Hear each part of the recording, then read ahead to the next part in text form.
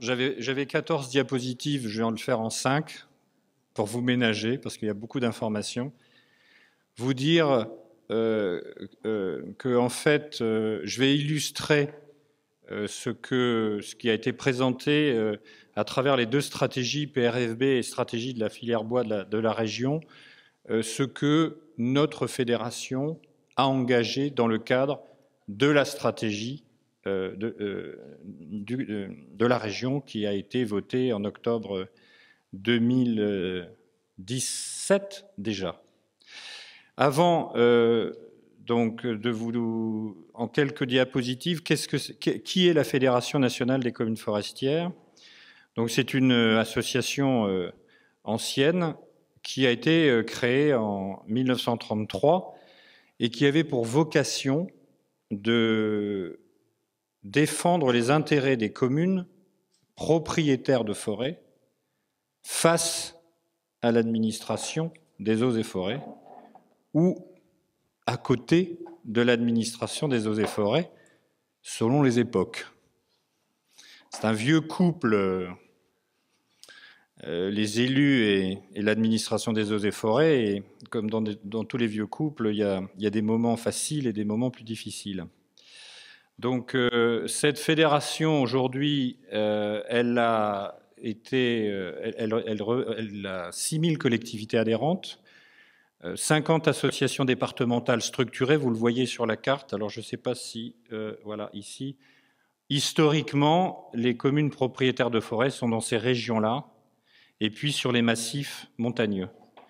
Et progressivement, nous avons régulièrement des adhérents, de nouvelles collectivités qui viennent, on monte en adhésion, parce qu'on ne s'occupe plus seulement, là je descends dans quelques jours pour créer l'association de Haute-Loire, parce qu'on ne s'occupe pas seulement de défendre les intérêts des communes propriétaires de forêts, mais aussi on accompagne les élus dans leur rôle d'aménageur du territoire et dans leur rôle de prescripteur. Un élu qui décide de faire des bâtiments publics en bois, il aide la filière bois à se développer.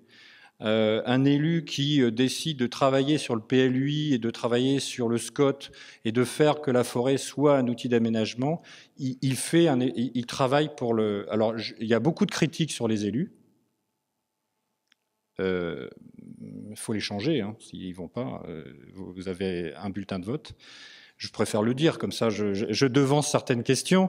Mais en tout cas, voilà, c'est qu'ils ont un rôle sur les territoires qui est quand même majeur. Là, donc je vais vite parce que le temps presse. Notre fédération a une mission principale depuis 1933, c'est la formation de ses élus. C'est-à-dire qu'un élu n'arrive pas en ayant la connaissance absolue de ce qu'est la forêt, n'a pas nécessairement les visions complètes de la forêt. On forme à peu près 4000 élus par an sur l'ensemble du territoire national en permanence, et je ne vous cache pas qu'en 2020, avec le renouvellement des conseils municipaux, on risque d'avoir une modification substantielle des élus eux-mêmes. On a une génération qui s'en va, on l'a déjà un peu vécu en 2014, il y avait à peu près 30 à 40% des conseils municipaux, des personnes qui avaient été renouvelées. On pense que ça va aller un peu plus vite, enfin, ça ira un peu plus fort en 2020. Et puis, on accompagne les élus autour de ces questions de la forêt par la formation sur les chartes forestières de territoire. Anne Cabri l'a évoqué tout à l'heure. Qu'est-ce qu'une charte forestière de territoire? C'est de mettre sur un territoire l'ensemble des acteurs d'un territoire et de dire qu'est-ce que vous voulez faire de cette forêt. On ne pourra pas avancer pour toutes les questions que vous avez posées dans la salle sans avoir une action collective, une action commune. Donc là, on va le tester sur Rambouillet en disant prenons un point, tirons la pelote, et au fur et à mesure du portage politique par les élus de l'action qui est identifiée, on va par tâche on va toucher un certain nombre de questions et résoudre un certain nombre de problèmes. Donc ces chartes forestières de territoire ont été développées depuis une quinzaine d'années. Il y en a à peu près 150 dans toute la France. Elles couvrent à peu près 8 millions d'hectares.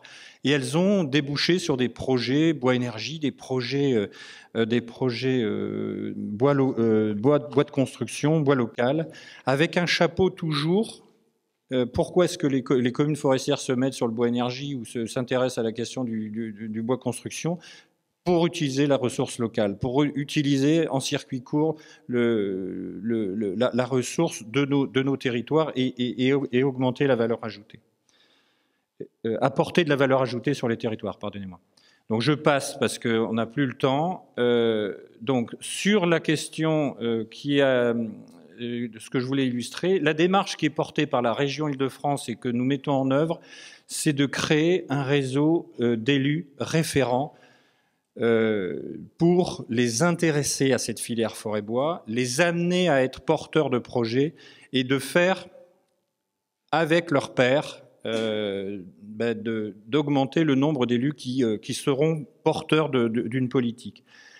Et donc, à travers ces élus référents, porter la stratégie qui a été mise en place en cohérence avec le PRFB de la région Île-de-France, de dynamiser et territorialiser la gestion de la forêt. C'est vraiment de mettre en œuvre, territoire par territoire, l'ensemble des acteurs de la forêt.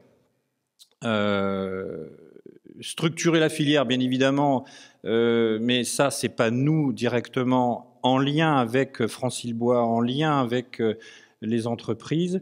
On veut que les élus aient le réflexe bois, c'est-à-dire que dans toutes les actions qu'ils vont avoir sur leurs bâtiments, sur leurs aménagements, ils se disent, on étudie la solution bois, on engage un processus autour du bois.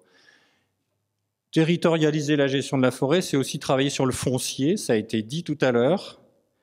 Il y a une question de restructuration du foncier. On a engagé au niveau national toute une démarche avec, dans certaines régions, la forêt privée sur les biens vacants et 100 mètres. On teste en ce moment des méthodes pour, et avec la SAFER, on est en train de travailler sur les aspects juridiques avec la SAFER pour engager les élus dans un processus de restructuration du foncier forestier. Et ça marche pas toujours, mais en tout cas, ça met en mouvement. Il y a un certain nombre de succès dans plusieurs régions. Et je terminerai, alors je le fais vraiment de manière très accélérée. Le deuxième volet, donc, de l'action des élus référents, c'est, donc là, vous voyez, c'est une première visite et première réunion qui se sont tenues avec une quarantaine d'élus franciliens en forêt de Rambouillet, et puis la visite d'un bâtiment scolaire ici.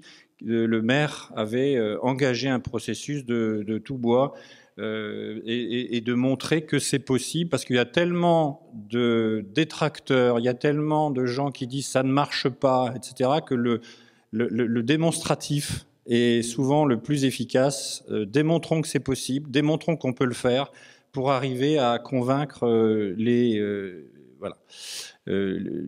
pairs. Et puis développer les chartes forestières de territoire. Donc là, les élus référents sont en train de travailler sur une feuille de route pour, sur la base de la stratégie forêt d'Île-de-France, regarder ce qu'ils prennent dans cette stratégie, ce qu'ils vont prendre dans le PRFB pour engager des actions très concrètes en 2019.